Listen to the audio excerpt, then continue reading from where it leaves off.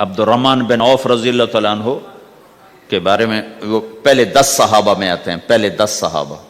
آپ نے کہا ابو بکر جنتی، عمر جنتی، عثمان جنتی، علی جنتی، طلحہ جنتی، زبیر جنتی، سعد جنتی، عبد الرحمن جنتی، ابو عبیدہ جنتی، سعید بن زید جنتی. اس میں ایک عبد الرحمن. جب ان کا انتقال ہوا تو انہوں نے 3 ارب 10 کروڑ 20 لاکھ دینار چھوڑے ترکہ. ہمیں تو بڑا بیوقوف بنایا گیا ہے، کاغذ کو کرنسی بنا کے دے دیا. کاغذ، کرنسی تو سونا ہوتا ہے جی، کرنسی تو سونے اور چاندی کو کہتے ہیں، کاغذ کے ٹکڑے کو تو کرنسی نہیں کہتے.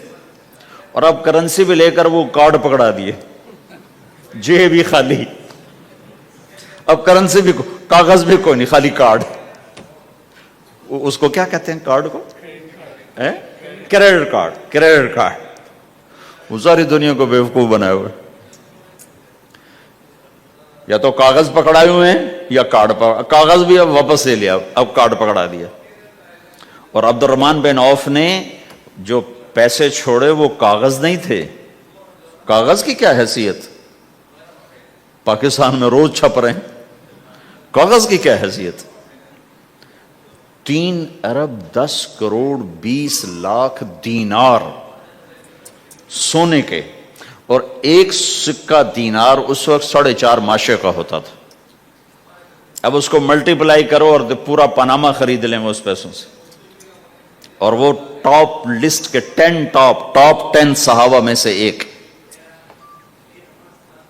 وہ فرماتے تھے میری تجارت کا یہ اصول رہا کہ میں نے کبھی ادھار نہیں خریدا، نہ کبھی ادھار بیچا، نہ کبھی ادھار خریدا. جو خریدے بھی ادھار اور بیچے بھی ادھار، اسے نیند کہاں آئے گی؟ دینے والے دیتے نہیں، لینے والے سر پہ کھڑے ہوتے.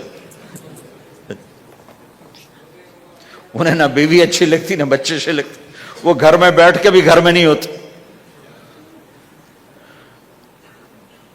تو آپ نے فرمایا نہ میں نے کبھی ادھار خریدا نہ کبھی ادھار بیچا، نقد خریدا نقد بیچا.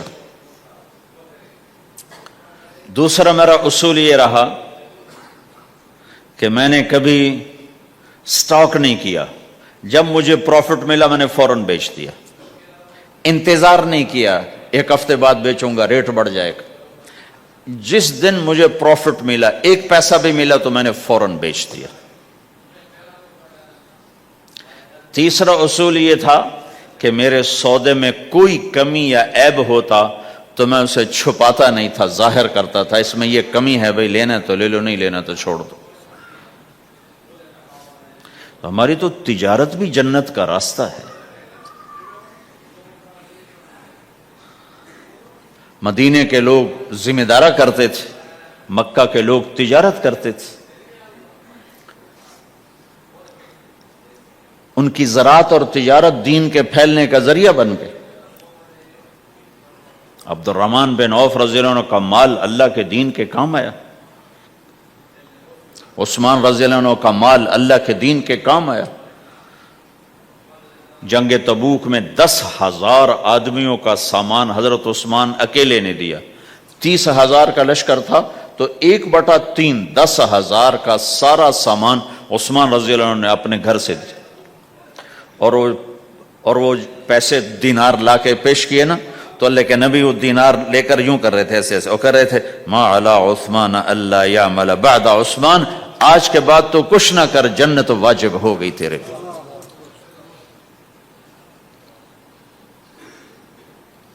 تو بھائیو ہمارا دین صرف ہمیں عبادت نہیں بتاتا،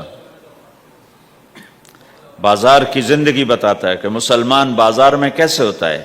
کسی کے ہاں ملازم ہے تو اس کی نوکری کیسی ہوتی ہے، اس کی دیانت کیسی ہوتی ہے، اس کا بول کیسا ہوتا ہے. وہ پیسے پہ قربان نہیں ہوتا، وہ پیسے کو ایمان پہ قربان کرتا ہے. تو آپ کی تجارت بھی دین کے پھیلنے کا ذریعہ بنے گی. کہا یا رسول اللہ مسلمان جھوٹ بول سکتا ہے؟ ہم نے کہا جھوٹ نہیں بول سکتا. آپ نے فرمایا میں اپنے امت میں ہر عیب کی توقع رکھتا ہوں کہ میرا امتی ہر گناہ کر سکتا ہے لیکن دو کام نہیں کر سکے گا اگر وہ میرا امتی ہے، ایک جھوٹ کبھی نہیں بولے گا، ایک دھوکہ کبھی نہیں دے گا۔ اور یہ دونوں کام ہمارے پورے عروج پر ہیں۔ تو مسلمان دھوکہ نہیں دیتا کسی کو، مسلمان جھوٹ نہیں بولتا۔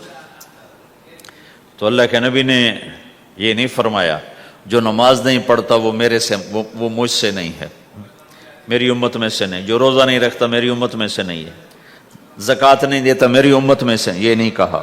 آپ نے کہا من غش فلیس منا، جس نے کسی کو دھوکہ دیا وہ میری امت میں سے نہیں ہے، میری امت سے خارج۔ تو آپ کی تجارت پاناما میں ایسی تجارت ہو کہ وہ اسلام کا بولتا ثبوت بن جائے۔ آپ کی جاب ہے تو ایسی ہو کہ اسلام کی پورا انڈونیشیا جو مسلمان ہوا ہے، مسلمان تاجروں کی تجارت سے مسلمان ہو۔ ملائیشیا، انڈونیشیا، فلپائن، ان علاقوں میں جتنا اسلام پھیلا ہے یہ تاجروں کی محنت سے پھیلا ہے۔ کہاں کے تاجر؟ یمن کے عرب تاجر، ان کے عالی اخلاق، ان کا سچا بول، ان کا صحیح ترازو، اس نے لوگوں کے قلوب کو پھیر دیا کہ یہ پیسے کے غلام نہیں ہیں۔ تو ہماری تجارت اس لیے نہیں کہ ہم پیسہ بنائیں، ہماری تجارت اس لیے کہ ہم تجارت میں اللہ کے احکام زندہ کریں، جس میں سب سے بڑا حکم سچ بولنا ہے اور دھوکے سے بچنا ہے، اور غلط کاروبار سے، غلط کام سے بچنا ہے۔ صرف ہم پیسہ نہیں کماتے، ہم اللہ کا امر دیکھتے ہیں کہ اگر میرے اللہ کے حکم کے مطابق ہے تو ٹھیک، اگر اس کے مطابق ہم چھوڑ دیں تو بھائیو اپنی پہچان کرواؤ سچائی کے ساتھ، دیانت کے ساتھ، دھوکے سے بچتے ہوئے۔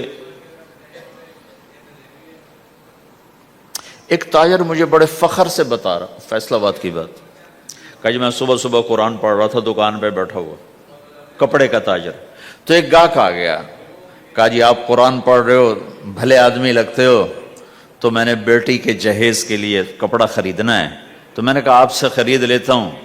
تو وہ پھر ہنس کے کہنا جی میں نے 16 روپے میٹر والا کپڑا 48 روپے میٹر میں بیچ دیا۔ میں نے کہا واہ بھائی واہ، قرآن کی قیمت بڑی تھوڑی لگائی تو۔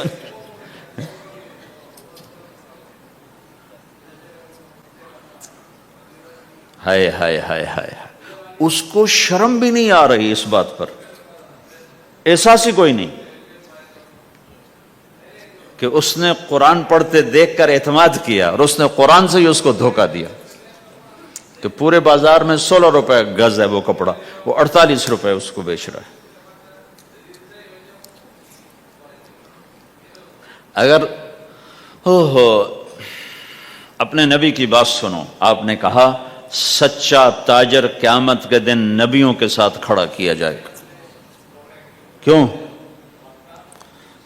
کہ ہر موقع پہ جھوٹ بولا جا سکتا ہے، پروفٹ کمایا جا سکتا ہے، دھوکہ دیا جا سکتا ہے، فراڈ کیا جا سکتا ہے، اور اس سے بچتا ہے بچتا ہے بچتا ہے بچتا ہے، نہ اپنوں کو دھوکہ دیتا ہے نہ غیروں کو دھوکہ دیتا ہے۔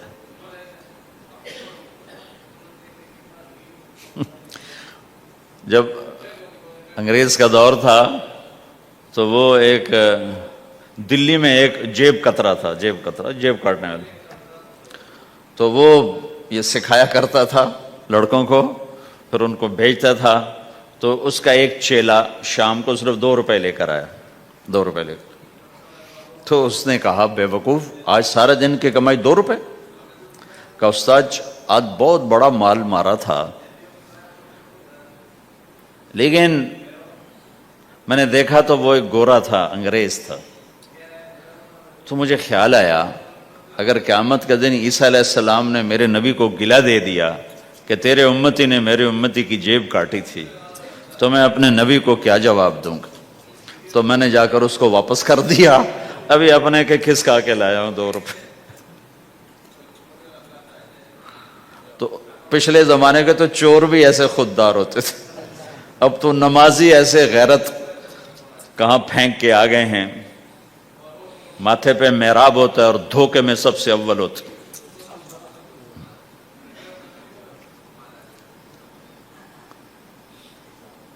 तो हमारा इस्लाम सिर्फ इस मस्जिद की चार दीवारी में नहीं है, हमारा इस्लाम तो बारिश के कतरों की तरह फैला हुआ है।